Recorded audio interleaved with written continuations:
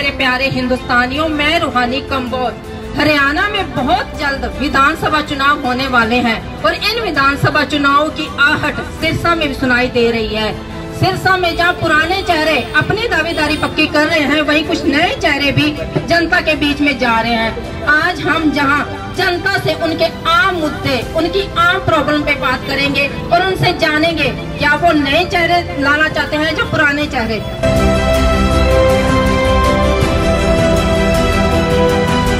सिरसा की कितनी सड़कों में गड्ढे नजर आएंगे और गड्ढों में सड़कें कितनी नजर आएंगी।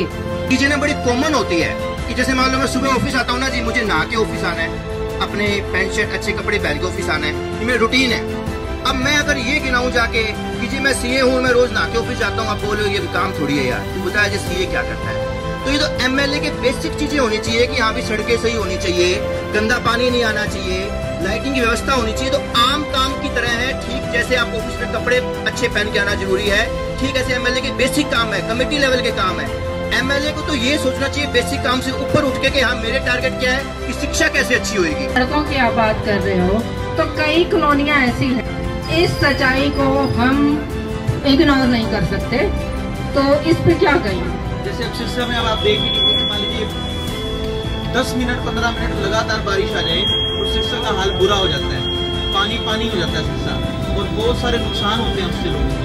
तो ऐसे जो अब अगर हमारे जो एमएलए हैं अभी मौके पे, जो हमारे एमएलए हैं, उनका ही आप देख लीजिए, उनका एरिया ही देख लीजिए, तारा बाबा कुटिया वाली साइड जब जाते हैं जहाँ पे उनका अपना घर है, वहाँ पे ही सड़कें टूटी हुई हैं। वो अपने एरिया के अंदर ही उन्होंने काम नहीं करवाया, तो सिरसा का क्या करवाएंगे। मैन्युफैक्चरिंग सेक्टर सिरसा अपने एरिया में ग्रो अप होगा तो थोड़ा बहुत जितना भी है नशा वो भी कम हो जाएगा। And Modi government is currently working on it very ट्रेमेंडस। आपको लगता है कि जो हो रहा है या जो इन प्रेजेंट गवर्नमेंट है वो गुड वर्क कर रही है? बिल्कुल, व्हाई नॉट। लोकल इशू, सड़कों में गड्ढे होना, सीवर ब्लॉक होना, या नशा, अनएम्प्लॉयमेंट, जो हमारे रोजी रोटी से जुड़े हुए हैं, उन पे आपका कमेंट क्या है? इस हिसाब से हमारे को लगता है कि कांग्रेस ही एक एग्जेक्टिव है, भाई कांग्रेस आनी चाहिए। कांग्रेस ने काम कराए थे पहले, क्योंकि बीजेपी को देख लिया, कोई एक्शन नहीं लिया। नशे के प्रति आप बताओ क्या एक्शन लिया है? कोई भी एक्शन नहीं, यहाँ पे कुछ भी नहीं लिया। लेकिन कांग्रेस एक चीज है, अब कैंडिडेट कौन उतारते हैं वो देखो। देश का बहुत बड़ा नुकसान हो जाएगा इससे, क्योंकि आप आज इस महक को छोड़ दो और 4 साल के बाद इसको पकड़ो, और जो आज आपकी लय है वो 4 साल के बाद नहीं है। आर्मी एक ऐसी चीज है जो हर रोज ट्रेनिंग है, हर रोज नया गोला बारूद, नया अम्युनिशन हमारे पास आता है, ठीक है जी। और उसकी एक बंदे को 4 महीने की ट्रेनिंग दिला के आप अग्निवीर को लड़ा दोगे जाके बॉर्डर पे, तो उसको क्या समझाएगी। पहले भी जैसे हमारे लिए एक इशू रहा है कि आर्मी पहले ही बहुत कम है इंडिया के पास, जिस तरह हम इंडिया के बॉर्डर देखते हैं, हालांकि चर्चा एमएलए पर ये भी एक इशू बहुत बड़ा है। ये बात सिर्फ एक राहुल गांधी की है कि वही उठाते, अग्निवीर नहीं होना चाहिए था।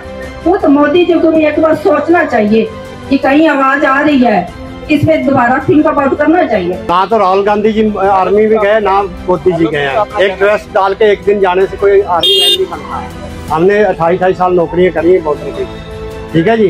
कारगिल का युद्ध लड़ा, कश्मीर में मैंने 6 साल लगाए थे। जो ट्रेनिंग और लॉन्ग टाइम की सर्विस है ना आर्मी में, वैसी कोई चीज नहीं हो सकती। अग्निवीर तो बस किसी के कहने पे लगा दिया, अफसरों ने बोल दिया अग्निवीर लगा दो, 4 साल करो, बेरोजगार करो और घर भेज दो। हमें गारंटी चाहिए कि दरवेश जी आ रहे हैं तो दरवेश जी गारंटी दें, सप्लाई कैसे बंद होगी, इससे विजन बताइए। बिल्कुल बिल्कुल, एक शांति से सोचिएगा कि मान लो एमएलए एक मिडिल लेवल पर है, एमएलए के पास बहुत ज्यादा पावर्स नहीं होती। एमएलए के पास कुछ भी हो जाए, पावर ज्यादा हो ना एमएलए के ऊपर, ठीक है, सीएम भी है, मंत्रालय भी है, बड़े अधिकारी भी एमएलए के, ऐसे एमएलए के ऊपर ऐसे जिनके पास ज्यादा पावर होती है। मैं कहता हूँ हम उम्मीद करें विधानसभा में इस बात को पूरी जोर शोर से उठाओगे। मैं बता रहा हूँ, सिर्फ विधानसभा की बात नहीं है, वो आपको इसलिए लग रहा है अभी के जो एमएलए है ना वो विधानसभा जाते ही नहीं है, इसलिए आपका एक क्वेश्चन है शायद, ठीक है। वो तो जाना ही चाहिए, क्लासरूम जाए बिना पढ़ाई कैसे करोगे, वो एक अलग बात है। बंक मारने की मर्यादा नहीं है, बंक मारने ये कैसे बनते, ठीक है। मेरा ये कहने का मतलब है कि मैं कहता हूँ एमएलए कुछ भी नहीं कर पाया, कि कुछ भाई बंधु कह सकते हैं, बड़े बुजुर्ग कह सकते हैं कि भाई साहब अकेला एमएलए क्या कर लेगा, फिर आप बन भी गए, ये ऊपर से निर्दलीय हो क्या कर लोगे आप। लेकिन मेरा आपसे रिक्वेस्ट है कि सिस्टम विजुलाइज करो कि हमारे जो अभी एग्जिस्टिंग एमएलए है उससे पुराने एमएलए भी, हम किसी के ऊपर नहीं जा रहे, अगर वो पूरे शहर में गांव-गांव मोहल्ला अगर वो अवेयरनेस ही कर रहे होते, जहाँ भी आपके यहाँ जितने यूथ है टाइम टू टाइम उनके पास आके मिल रहे होते, कॉलेजों में जा रहे होते, गांव मोहल्लों में जा रहे होते, तो क्या उसका प्रभाव नहीं पड़ता? एक एमएलए जिसको आपने अपना नेता चुन रखा है, वो गांव शहर हर बच्चियों से बात कर रहा होता, ड्रग्स के ऊपर क्या उसका प्रभाव नहीं पड़ता? सड़कों में कितने गड्ढे हैं, कितना परेशान हो, सीवर कब ब्लॉक